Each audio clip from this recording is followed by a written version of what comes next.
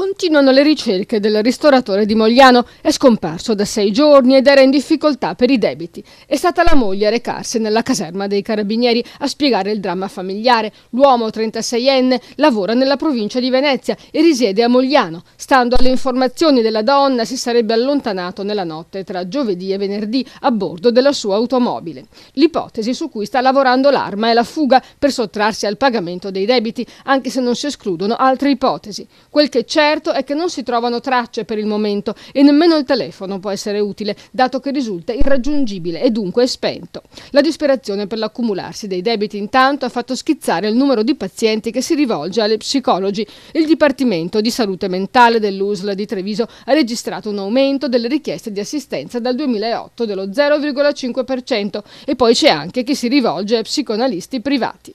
Disturbi dell'adattamento è la diagnosi più frequente. Lo scorso anno è stata riscontrata a Treviso su 708 persone. Si tratta in sostanza di problemi legati alla sfera dell'ansia, causati spesso da difficoltà derivanti da crisi familiari, relazionali e perdite del contesto sociale o lavorativo.